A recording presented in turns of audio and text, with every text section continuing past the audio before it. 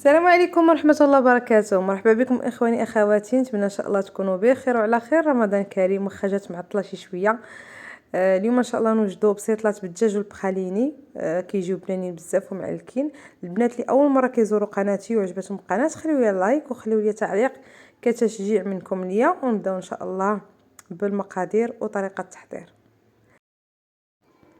غنحتاجو الدجاجه هنايا مغسوله مزيان كما العاده بالحامض والملحه، وكنقطعوها هكذا على 4. انا زودت لها الجلده.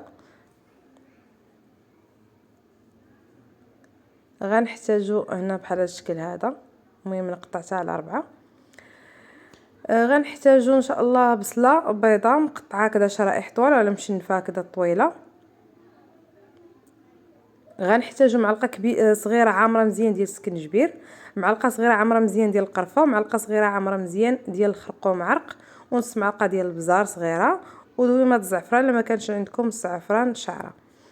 غنحتاجو هنا واحد الريطيقه ديال الكوزه، معلقه صغيره ديال السمن. انا درت غير 4 معالق اولا غير شويه حيت حار هذا بزاف. الا كان داك السمن العادي ديروا معلقه صغيره. عندي هنا معلقه كبيره ديال السكنجبير طري، وعندنا هنايا واحد نص معلقه ديال الملحه. عندنا هنايا 4 كاس ديال الماء باش نخلطوها طريه. عندنا 4 كاس ديال الماء ديال الزهر، وعندنا كاس لاروب ديال الزيت مخلطه ما بين زيت روميه وبلديه. واول حاجه غنديرو هي غناخذوا طنجره نديرو فيها الزيت، غنشعلوا عليها البوطه نديرو فيها الزيت، ونديرو فيها هذاك البصله باش تنزل. هذيك البصله بيضاء اللي قطعنا شرائح نديروها فيها ونخليوها هكذا كطيب على نار مهيله باش داك البصله تنزل لينا هكذا مزيان. صافي وندوزو ان شاء الله. نزيدو ليها بعد الملحه، زدنا لها الملحه ونخليوها حتى تطلق، حيت الملحه هي اللي غتخليها تطلق داك الماء ديالها. وندوزو نشرملو عطيه. هنايا من الافضل يعني الا كان ممكن تشرملو الدجاج في الليل اولا في الصباح، يعني بكري شويه يكون احسن. كناخذ هذاك العطريه كلها وكنزيد عليها الضويمه ديال الزعفران، وكنزيد لها داك الماء وكنشرملها مزيان داك الدجاج، وكنخليه واحد شويه. كما قلت لكم الا كان عندكم الوقت وجدوها تشرميلها على تيساع. من بعد ما نزلت داك البصله، درنا كما قلت لكم البصله والزيت والملحه. من بعد ما نزلوا درنا لهم داك الدجاج، وغنزيدوا داك معلقه صغيره ديال السمن. غنضيف عليهم داك السكنجبير اللي طري، معلقه كبيره ديال السكنجبير خضر، يعني ماشي الغبره، محكوك. ونديروا طريقه ديال الكوزه غير قبيصه هكذا صغيره، نحكوها غير شويه صافي. ومن بعد كنزيدوا داك 4 كاس ديال الماء ديال الزهر، نزيدوا واحد 4 ايطرو ديال الماء يكون طايب. من الافضل يكون طايب على الطنجره، وكنخليوه يطيب. ما كنكثروش الماء بزاف باش طيب لينا غير في القياس ديال الماء، باش ما تجيش داك العطريه باسله ولا داك الدجاج يجي باسل. يتشرب لينا مزيان غير داك القياس ديال الماء. هنا غندوزو البخاليني. غناخذوا القياس ديال السكر نفس القياس ديال اللوز. انا خديت هنا 100 غرام ديال اللوز و100 غرام ديال السكر. اللوز غناخذو غنحمرو، وغادي نحمرو غير نص تحميره، وغادي ناخذ السكر في الفران اولا في اله البانيني الا كان عندكم غير قياس قليل. كناخذ السكر كنشعل ليه على بوطه مهيله حتى كيبدا يتكراميليزا لينا. عاد كنبدا نحركو بملعقه خشبيه، وكنخليو على نار مهيله حتى كيذوب تماما داك السكر. بهذه الطريقه هذه ها هو مابقاش كيبان كاع داك السكر. من بعد كنضيفوا اللوز شويه بشويه، يعني كنقسموا داك اللوز غير على 2 ديال المرات، كنلبسوه مزيان بداك الكراميل. ومن بعد عاد كنضيفوا داكشي اللي بقى لينا. والبوطه راه ناقصه يعني مهيله. كما قلت لكم كنحمروا اللوز غير نص تحميره، لان كيتحمر لينا بهذا السكر، لان السكر واصل لواحد درجه الحراره عاليه، فضروري غيتحمر لينا داك اللوز.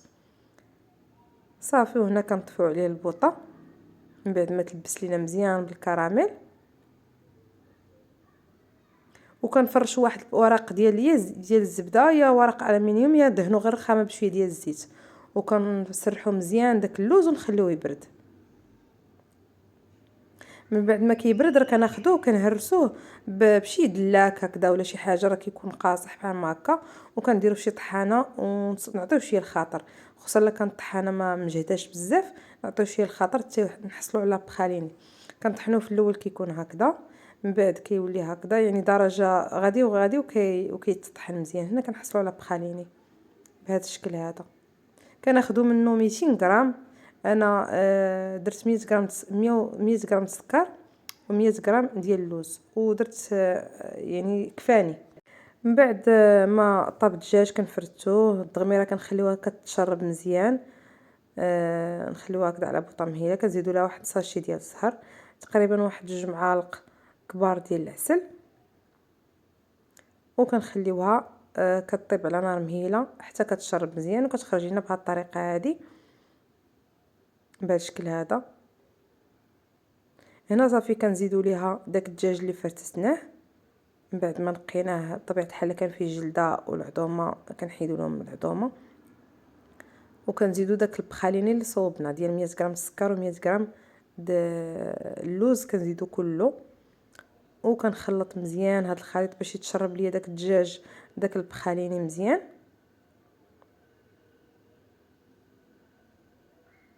صافي ومن بعد كنخليوه كنديروا هكذا الخليط في شي طبسيل اولا في شي بول حتى كيبرد تماما. حاجتنا بهاد الحشوه هذه تبرد تماما باش ما تقطعش لينا ورقه كما راكم عارفين. من بعد كناخذوا اللوز كنكبوا عليه الماء طايب ونفسخوه، من بعد كنقليه في الزيت، ممكن ندهنوه بالزيت وتدخلوه الفران يتحمر. وكان من بعد ما كيبرد لينا واحد شويه كنديروه. انا درت هنايا نص كيلو ديال اللوز، كنضيف عليه 2 معالق ديال صغار ديال القرفه و4 معالق ديال السكر سنيده، وكنطحنوه. هنا كل طحنه درت فيها معلقه صغيره ديال القرفه و2 معالق ديال السكر سنيده صافي، وكنطحنوه. ما كنهرمشوش غليظ، كنخليوه يعني كنديروه متوسط، ما يجيش مهرمش غليظ وما يجيش في نفس الوقت منيل. هنا كناخذ الورقه الكبيره كنقسمها على 4، وكندهن سطح العمل بشي ديال الزيت، كندهنها باش ما تقطعش لينا ملي نكونوا كنعمروها. اما هي راه يعني داك الحشوات اللي كاينين داك المرقه وداك اللوز داك البخاليني كلهم كيطلقوا داك الليدام ديالهم فاش كطيب. كناخذ واحد السيركل هكذا دائري، انا بغيت نديرهم غير صغارين. اول حاجه كندير هي الحشوه ديال الدجاج. شوفوا لي الحشوه كي كتجي معلكه وكتجي بنينه بزاف. كناخذ واحد المعلقه كبيره هكذا ديال اللوز وكنديرو من الفوق، وكنضغط عليه مزيان باش كياخذ ليا الشكل ديال المول.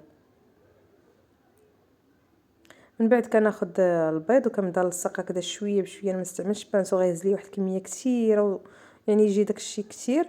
داكشي علاش كنخدم غير بالصبع ديالي باش كناخذ نتحكم في داك الكميه. وكناخذ واحد الورقه اخرى نقلبها هكذا، كنضغط على بسطيله باش تاخذ ليا الشكل ديال المول. ومن بعد كنعاود نفس الطريقه كما قلت لكم. هنا الورقه كبيره قسمتها على 4، كل بسطيله كتاخذ ليا نص ورقه صافي، وكنجمعها بهذا الشكل هذا. غنعاود معكم واحده اخرى.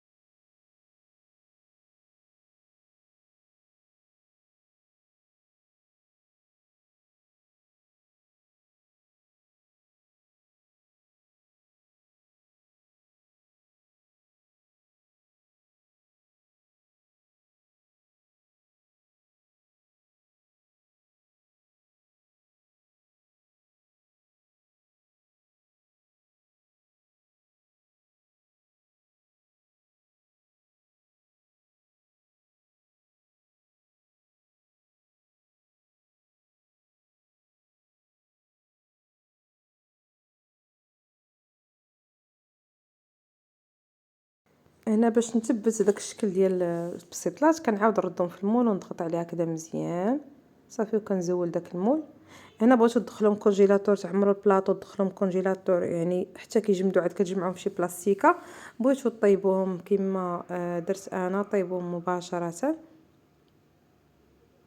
دخلتهم في الفران على نار مهيله، كنطيبهم من الفوق حتى كيتقرملوا ليا، علين كيتحمروا عاد كنهبطهم كيكملوا التحمار ديالهم لتحت. هنا غندوزو نوجدو داك النوغاتي اللي زوقت به بسطيلات من الفوق. عندي هنا 50 غرام ديال اللوز كونكاسي، ممكن تستعملوا لوز ايفيلي، انا هو اللي كان موجود عندي. عندنا هنايا 50 غرام ديال الزبده حيوانيه، من الافضل كتعطي واحد البنه زوينه.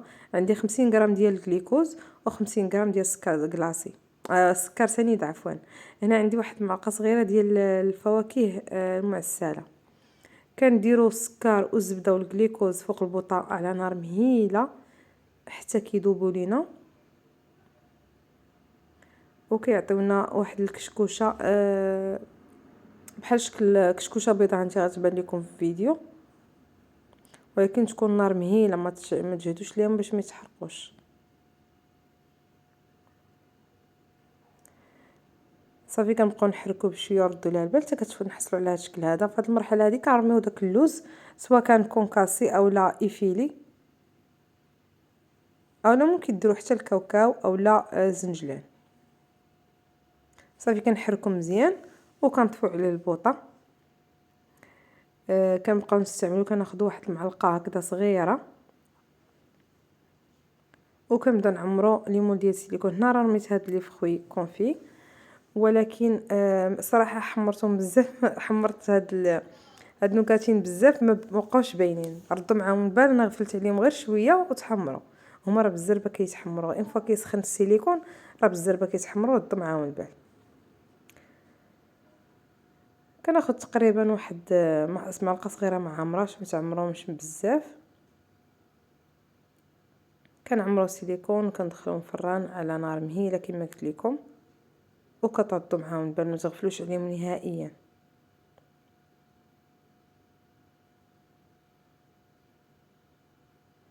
هنا بساطل بعد ما طابوا كندهن، ناخذ العسل. ها النوغاتين واجد. هنا خديت كنافه حمرتها في الفران، وخديت العسل. البساطل باقيين سخانين، ما سخنتش العسل، خليته هكذاك. كنبدا ناخذ البساطل وكندهنهم كلهم مزيان هكذا بالعسل من الفوق، وكنحطهم. عاد كنبدا ندوز لداك الكنافه اللي حمرنا. من بعد عاد كنبدا نهز داك الكنافه وندير هكذا من الفوق.